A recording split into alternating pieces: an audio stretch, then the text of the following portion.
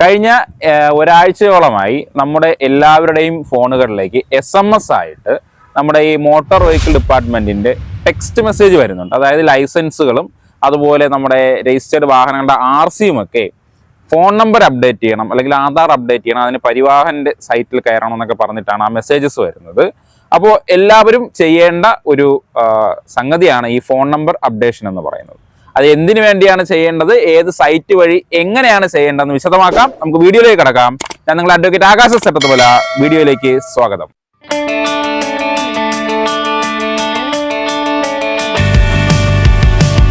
RTO ഓഫീസുകളെ നേരിട്ട് ബന്ധപ്പെടാതെ തന്നെ നമ്മുടെ എക്സിസ്റ്റിംഗ് ആയിട്ടുള്ള ഫോൺ നമ്പറുകൾ അല്ലെങ്കിൽ പുതിയ ഫോൺ നമ്പറുകളൊക്കെ നമ്മുടെ RCയിലും അതുപോലെ ലൈസൻസിലും അപ്ഡേറ്റ് ചെയ്യണം എന്നുള്ളൊരു ഇൻഫർമേഷനാണ് നമ്മുടെ മൊബൈലുകളിൽ കഴിഞ്ഞ ദിവസങ്ങൾ വന്നുകൊണ്ടിരിക്കുന്നത്. അത് വളരെ ഇമ്പോർട്ടൻ്റ് ആണ്.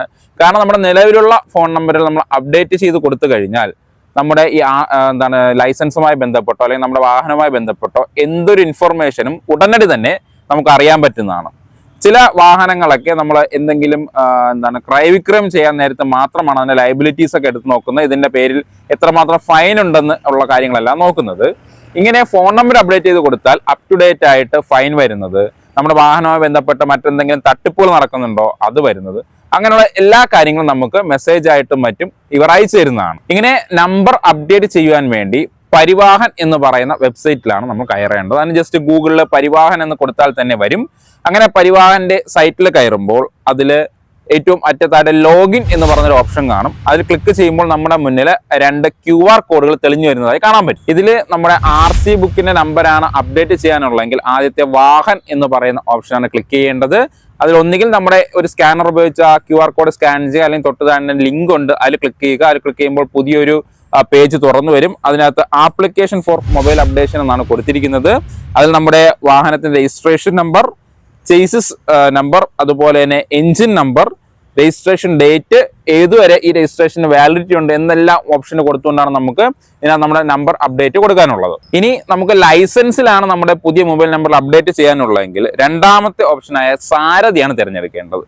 അല്ലെ QR കോഡ് അല്ലെങ്കിൽ തൊട്ട് താഴത്തെ ഓപ്ഷനോ ക്ലിക്ക് ചെയ്യുമ്പോൾ പുതിയൊരു പേജ് നമ്മുടെ മുന്നിൽ തെളിഞ്ഞു വരും. ആ പുതിയ പേജിലെ ഓപ്ഷൻ ഇതൊക്കെയാണ്. ഒന്ന്, നമ്മുടെ ഡ്രൈവിംഗ് ലൈസൻസ് നമ്പർ കൊടുക്കണം, നമ്മുടെ ഡേറ്റ് ഓഫ് ബർത്ത് കൊടുക്കണം, അത് കഴിഞ്ഞ് നമ്മുടെ ഏത് സംസ്ഥാനത്ത് നിന്നാണ് കൊടുക്കേണ്ടത്, നമ്മളെല്ലാവരും കേരളം എന്ന് തന്നെ കൊടുക്കണം. അത് കഴിഞ്ഞ് ക്യാപ്ചയും കഴിഞ്ഞ് സബ്മിറ്റ് കൊടുക്കുമ്പോൾ തൊട്ടടുത്ത പുതിയ പേജിലേക്ക് പോകും. അവിടെ ആധാർ നമ്പർ അല്ലെങ്കിൽ വിർച്വൽ ID എന്ന് പറഞ്ഞ 2 ഓപ്ഷൻസ് കാണും. നമ്മൾ ആധാർ നമ്പർ വെച്ച് തന്നെ ചെയ്യുന്നതാണ് ഏറ്റവും ഉത്തമം. അതിൽ ആധാർ നമ്പർ വഴി ചെയ്യുമ്പോൾ നമ്മൾ ആധാർ നമ്പർ കൊടുക്കുക. ജനറേറ്റ് OTP എന്ന് കൊടുക്കുമ്പോൾ ആധാർ നമ്പറുമായി നമ്മുടെ ഫോൺ നമ്പർ അപ്ഡേറ്റ് ആയിട്ടുണ്ടെങ്കിൽ, ലിങ്ക് ആയിട്ടുണ്ടെങ്കിൽ ആ ഫോൺ നമ്പറിലേക്ക് ഒരു OTP വരും.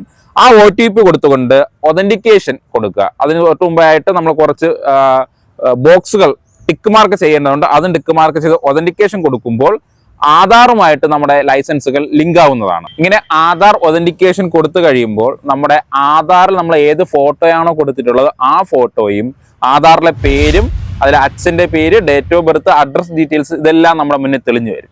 ഇതെല്ലാം കറക്റ്റ് ആണെന്ന് നമ്മളൊന്ന് വെരിഫൈ ചെയ്തുകൊണ്ട് അതിൽ വീണ്ടും പ്രൊസീഡ് കൊടുക്കുക. പ്രൊസീഡ് കൊടുക്കുമ്പോൾ നമ്മുടെ മുന്നിൽ മൊബൈൽ നമ്പർ അപ്ഡേറ്റ് എന്ന് പറഞ്ഞിട്ടൊരു ഓപ്ഷനിൽ ഒരു ടേബിൾ കാണാൻ പറ്റും. അതിനകത്ത് നമ്മുടെ പേര്, അച്ഛൻ്റെ പേര്, അതുപോലെ നമ്മുടെ ലൈസൻസ് നമ്പർ, ഓൾറെഡി എക്സിസ്റ്റിംഗ് ആയിട്ടുള്ള നമ്പറും അതിനകത്ത്, അതായത് നമ്മൾ ഓൾറെഡി ലൈസൻസിൽ ഏതെങ്കിലും ഫോൺ നമ്പർ കൊടുത്തിട്ടുണ്ടെങ്കിൽ അതുകൂടെ അതിനകത്ത് കാണിച്ചിരിക്കുന്നത് നമുക്ക് കാണാൻ പറ്റും. അപ്പോൾ ഈ എക്സിസ്റ്റിംഗ് ആയിട്ടുള്ള നമ്പർ അല്ല, നമുക്ക് പുതിയൊരു നമ്പറാണ് ആഡ് ചെയ്യേണ്ടതുണ്ടെങ്കിൽ ഈ ടേബിളിന്റെ ഏറ്റവും മറ്റേത് പ്രൊസീഡ് എന്നൊരു ഓപ്ഷൻ കാണും. ആ ഓപ്ഷൻ ക്ലിക്ക് ചെയ്യുമ്പോൾ നമ്മുടെ പുതിയ നമ്പർ ആഡ് ചെയ്യാനുള്ളതും ആ നമ്പർ കൺഫേം ചെയ്യാനുള്ള ഒരു ഓപ്ഷൻ കാണും. അതിൽ കൊടുത്തുകൊണ്ട് ഇതേ ഫോൺ നമ്പറിൽ ഒരു OTPയും കൂടെ നമ്മൾ ജനറേറ്റ് ചെയ്യണം.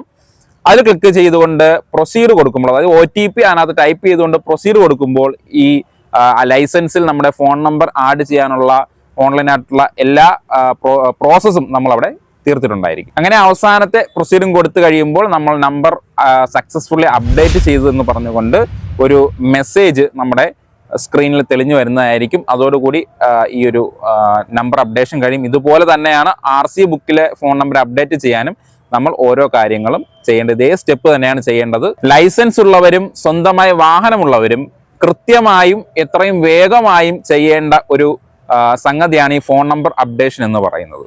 ഇത് കാരണം നിങ്ങൾക്ക് പല ഉപയോഗങ്ങളും ഭാവിയിൽ ഉണ്ടായിരിക്കുന്നതാണ്. അതുകൊണ്ട് തന്നെ എത്രയും വേഗം ഈ വീഡിയോ കണ്ട് നിങ്ങൾ നിങ്ങളുടെ ഫോൺ നമ്പർ അപ്ഡേറ്റ് ചെയ്യുക. അതുപോലെ ഇതുവരെ അപ്ഡേറ്റ് ചെയ്യാത്ത നിങ്ങൾ സുഹൃത്തുക്കൾക്ക് ഈ വീഡിയോ എത്തിച്ചു നൽകുക.